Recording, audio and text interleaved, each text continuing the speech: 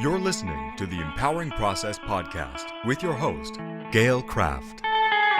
Listen as she holds frank discussions around how your purpose, being present, and trusting your power impacts your life. Whether you're an entrepreneur, leader, or developing your vision, you'll find wisdom and insights you can utilize right now. Welcome your host, Gail Kraft. Hi, everybody. It's Gail Kraft here, and this is the Empowering Process Podcast. And we have with us my really good friend, Kris Whitehead. And I'd love for you to hear some of the things he has to say about purpose, power, and presence, and how he's brought that into his life. So Kris is also a coach, and he has an organization that he runs called Iconic. And he's part of another organization called APEX down in Texas. So he's quite a busy man. His focus is really on faith, family, fitness, and finances. And I'm going to read a few notes here that he gave to me about the types of things that he talks about. It really is working with clients to increase organic sales, to increase profits, but to decrease your workload. And take all of that and actually have a personal life. Can you imagine? Being profitable and have a personal life. So welcome, Kris. Thank you so much for your time. I think this is going to be fantastic. Gail, I really appreciate you inviting me on your podcast. And, one of the reasons I think we resonate so much is, believe it or not, this is not about me. I've gotten to a place in life where, regardless of the kind of money that I make, I realize that being in service to other people is what fires me up. It's what gets my juices flowing. And what I've learned through that process is how to take care of me as well, because I know that a lot of people don't do that. And one of the reasons, like I said, I think we resonate so well is neither one of us, we're here to serve. And whatever I can do to help your audience understand better about from my experiences, at least they maybe will not take some of the roads that I took, take some of the roads that I did take, and hopefully have some positive results from it. So I really appreciate you inviting me on here. You have so much to share. I'm going to try and cram as much as I can, and I'll probably have you back for more. But one of the things that resonated with me recently with you is you had a post out there that touched on truth. And I know that you and I have had many conversations about integrity, about showing up, authenticity, and truth, and how important that is. I mean, I can feel the energy in my heart about that. Can you talk a little bit about that and what it means for you? Sure. So I'm, at the time of this recording, I'm 47, and I started my first business at 24. And like a lot of us, I had some programming from my family. Some of it was really, really good. Some of it was not so good. And when I got into business, I took some of those behaviors that weren't so good and brought them in. And as an example, my job was to get the cheapest labor and charge the client the most amount of money. That's what I thought business was all about. I didn't understand what my cost of goods were, all of those metrics that make a business run. And where that landed me as a salesperson was sometimes not necessarily lying by saying anything, but definitely lying by omission. Right. And the pieces of the puzzle that I didn't put together, and this is the craziest thing, is that I believe that we attract to us in business and in life who we are right now. So if I'm fudging it a little bit, the kind of people that I'm bringing into my life are probably fudging it a little bit. Those people that come into my life that are living at a higher level of integrity, and I know this now, they can smell it from a mile away. And most people don't come directly into your face and go, you're a liar, you're a crook. They just back away from you. So all you're left with are the people that are just like you now. Well, I didn't understand that cognitively. I understood it in my solar plexus. I understood it by the stress that I felt. I understood it by, I'm at a wall. The client is asking me XYZ question. And I don't think that I should tell them that, because if I tell them that I'm making a 50% margin, or if I tell them that they're not going to want to use me, right? So a couple things happened. And again, this is business, but it's actually all of life. It just so happens, because I've been a business owner for more than half my life, I look at the lens of life through owning a business, because it is a lifestyle. It is not something that you do. It's the way that you live. Right. What I started realizing is that if I could increase my honesty with myself, just focusing on where those areas are, that I would naturally start revolving in those higher realms of people. And the way that it worked was this.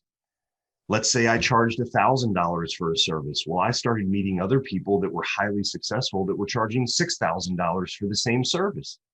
And then I started hanging out with those people and listening to the kinds of things they talked about, listening to the principles that they dealt with, listening to the foundational things that they built everything on. And I realized that not only did that resonate with me, I realized that I didn't really know how to do what they were talking about. I just knew that it resonated with me. And that is when I began this whole thing called personal development. And to be really, really straightforward, I thought I would read a book, I would download the information, and I would act as if. I did do that. The problem is at the moment the next stress hit me, I would revert right back to how I was acting without even being aware that I was doing it. And so personal development to me has now become a lifelong journey of digging inward to refine. And this is how I know whenever something hits my solar plexus, I'm able to pause. I'm able to breathe. I'm able to ask myself, what are my core foundational values? Am I operating in them? Is who I'm getting ready to communicate operating in them? And let me just start investigating this without my feelings being involved with it, so that I can find out whatever the truth is. Because at the end of the day, whether someone agrees or disagrees with me is not relevant. What is relevant is that I tell the truth. And that was one of my biggest hangups, was not always telling the real truth. I was telling my version of it. And my experience has been since then, the more that I live in my truth, the more that I live on foundational principles for everything, because I don't get into the fancy stuff. I got sold into all that a long time ago, and I realized it was just making me more confused. And what I started seeing from highly successful people is all they spoke about was foundational things all the time. And the reason is because so many people are trying to build their tower, their leaning tower of Pisa, on a foundation that's broken. And eventually that house of cards is going to come crumbling down. So as I understood more truth, I started investigating more truth. And as long as I'm willing to stand on that truth, whether you or anybody in the world agrees or disagrees with me, I can lay my head down on the pillow at night. And with myself, I know that I'm in integrity, no matter what happens. If I lose the business, if the house gets blown apart, if I get divorced, if I have to move thousands of miles away, if no one on social media ever thinks I'm somebody again, my self-image is not based upon anything external. My self-image is now based upon things that are internal. And as I have increased that understanding and the love for myself, because of it's hard work, to be honest. It's hard work to stand in the truth. But as I do that, something really magical has happened. More people are more interested in what I have to say. And that's been my experience. As I've leaned into my truth, the opportunity's been given to share that truth more and more. Well, I will honestly say that last comment, more people are more interested, is how we actually connected, right? We knew each other. Yeah. He's this guy who does this thing. And you're like, yeah, whatever. And you put something out on social media and I went, holy crap, who is this man? Right. And I sent you a private message and said, we need to talk, because I think I need to know more about you and what it is that you're doing, right? And we've been like buds ever since, right? Yeah. Right. So that statement, act as if, also that you made, and the statement about people can smell things out. Let's talk about the smelling things out. Mm-hmm. I know that you can smell things out. Yes. Right. And both you and I have at times sent each other a message, watch out. and we're both like, yeah, I already know, Gail. I already know. Right. can you put something to that, or a feeling or an experience or an All right, so I'm going to example? share something with you. It's a book I'm listening to right now, and Perfect. it is a pseudoscience book, okay? It Mhm. has a doctor that wrote the book, but it's going into more of the mystical kind of stuff, which means everybody in the American Medical Association goes poo-poo on this stuff because Seriously. of their thing, right? And But it's true. I'm not saying this is for everybody, but I am saying because I'm a truth seeker, I'm willing, just because I'm of a certain faith doesn't mean I throw everyone else in the world that doesn't believe in what I believe in out the door and say, I don't agree with you, cross fingers.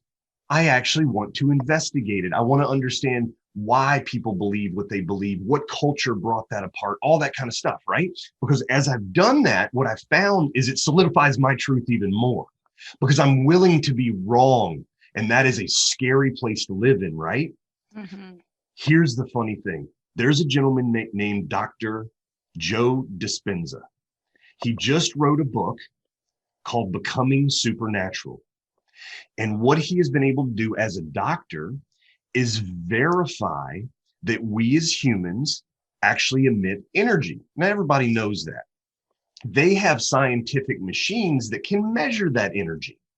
And as he collectively, and he's been doing this for decades, but as he collectively has taken people through different types of meditation, call it prayer, whatever you want, it focuses the brain. The brain is able to consume the information, create more energy that creates certain things that happen in your pituitary gland and all sorts of other things that actually make that energy get bigger because people are being selfless with it in the moment. When we start being selfish, that energy starts being sucked back into us, right?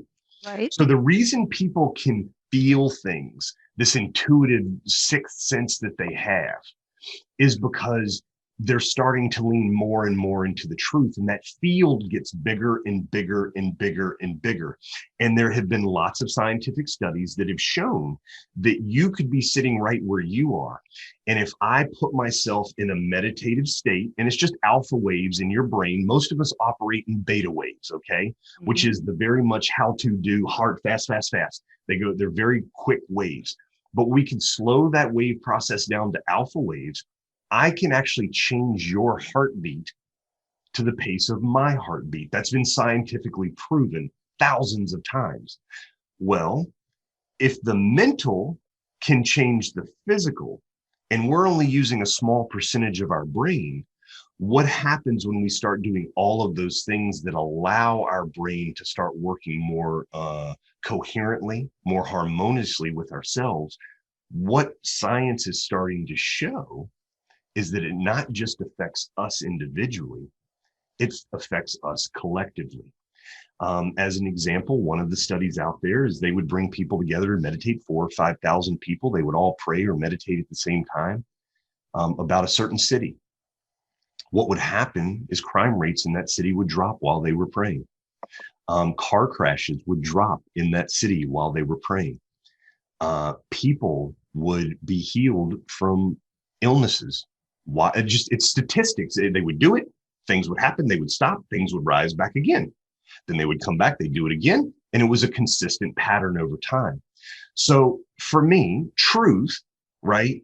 Not your truth, not my truth, but the truth is a very hard thing to find in this world because we've been given these massive organs in the top of our head that allow us to get perceptions. Right. And your perception and my perception might be different.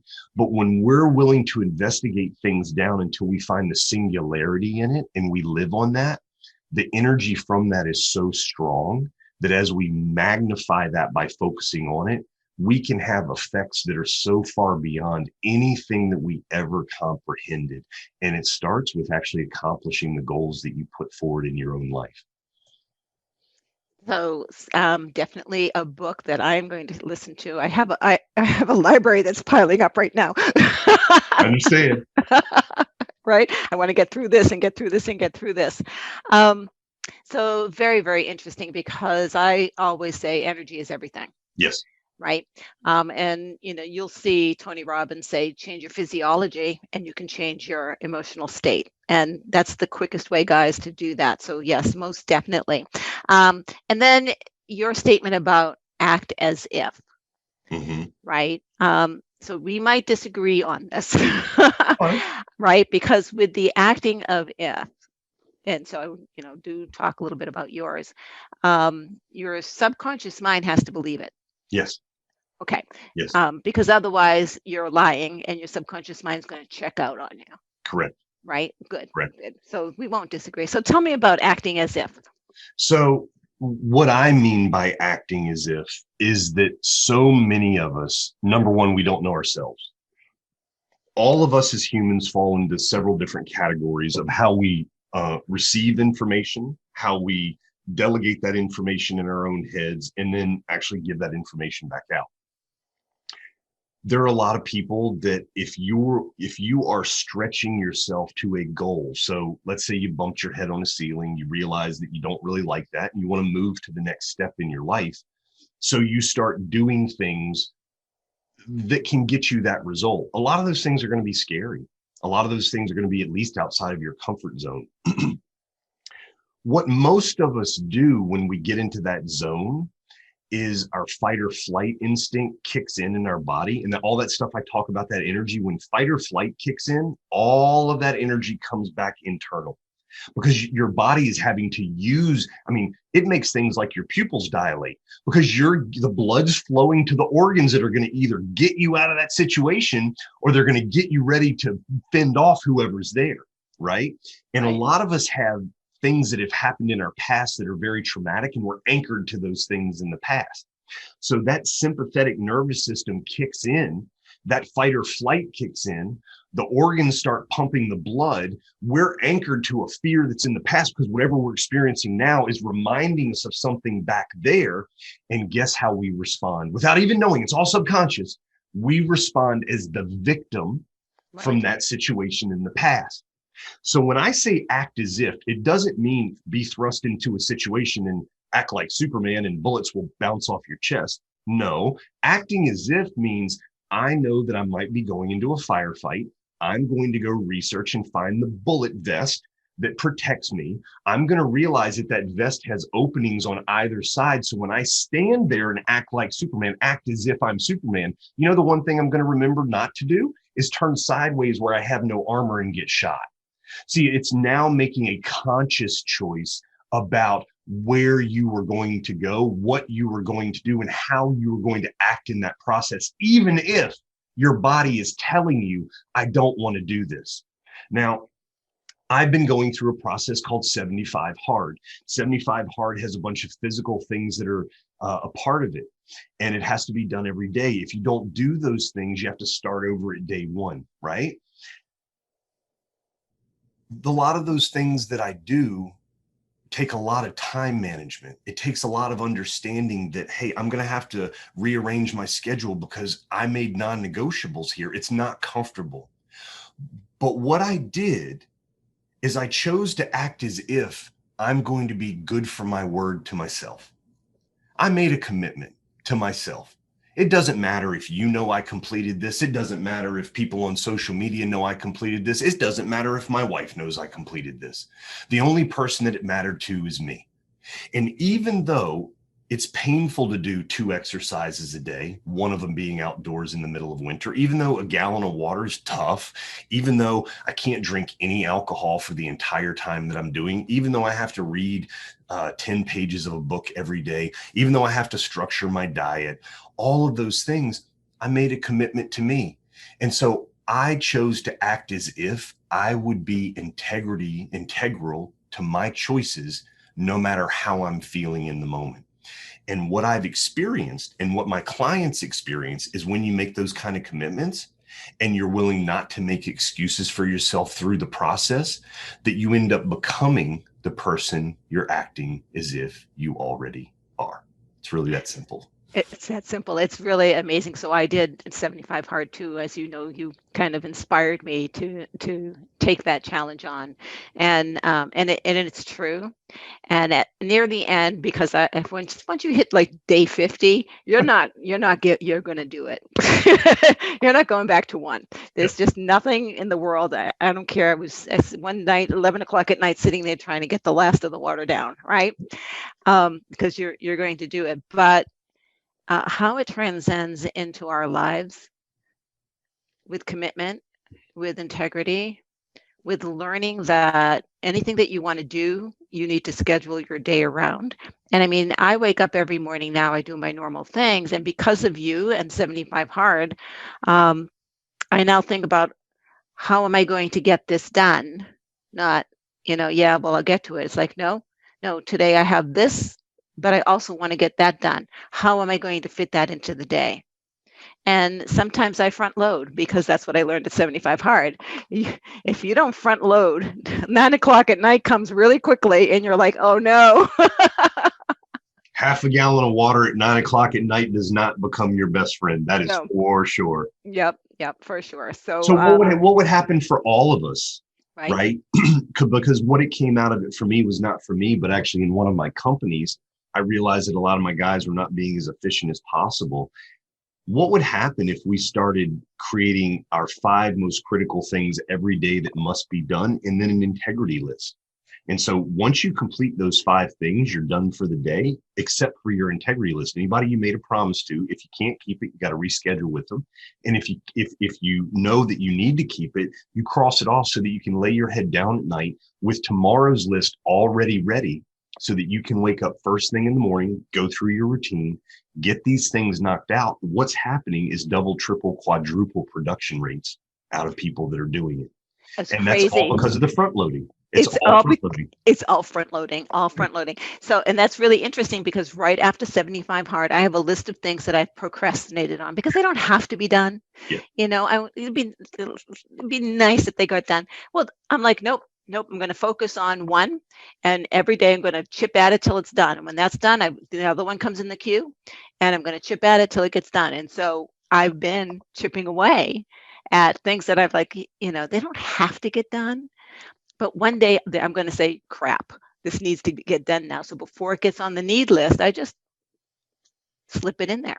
And what I noticed for me, and I've also noticed it with quite a number of other people, I think many, many people in the world react in such a way that says, I'm going to feel my way into an action. What 75 Hard has taught me, and what life has taught me, but 75 Hard was a big exclamation point on this lesson. I now act my way into feelings. So you know what? So what your spouse is yelling at you, you don't have to respond in like kind. So what one of your employees decides to quit, it doesn't have to mess your day up. So what I don't feel like writing that book today, or that post, or doing this podcast, that's okay. I'm not basing my life on how I feel. I'm basing my life on the goals that I said that I would do. And I'm just doing them knowing that I will feel better later for it. That's what 75 Hard really has helped me with. Right. Isn't it amazing? Yeah. It is amazing. So as a wrap up, Kris, I know that you've got your own business that you're creating now, The Iconic, which 75 Hard is an intro into. You're very involved with APEX, and you're now one of their trainers, you're saying, or one of their coaches. Congratulations. That's a lot of work that got you there. So tell us a little bit about that and how people can get in touch with you. Sure. So the easiest way to get in touch with me, if anybody wants to, is either follow me at the Kris Whitehead on Facebook. You can send me a friend request, but if I don't know you, I probably won't accept you until I do get to know you. It's just where I am. You can go to iconicalliance.com, iconicalliance.com, to see more about that. And if you're in the New England area, specifically New Hampshire or Massachusetts, I own newenglandcustomremodeling.com, and you can find us there as well. But mostly I'm on Facebook and I'm on Instagram. I'm Kris Whitehead Official on Instagram. I'm the Kris Whitehead on Facebook.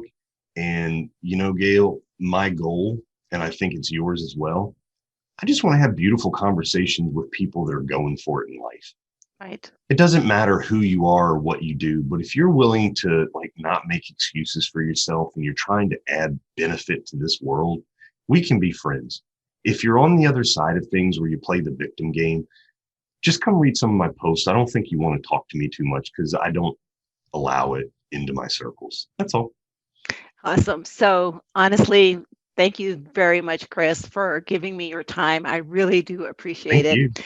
And this is Gail Kraft, The Empowering Process. And if something came up for you from listening to this, just message it and maybe I'll do a Ask Me Anything and cover it deeper, or get in touch with Kris. He's an amazing man. Share this, comment on it, like it. Thank you very much, everybody. Have a great day. Thank you for listening to the Empowering Process Podcast. Be sure to visit Gail at gailkraft.com to learn more about how she serves thought leaders, entrepreneurs, and goal seekers. And remember, if you like this broadcast, be sure to share and subscribe so you don't miss an episode.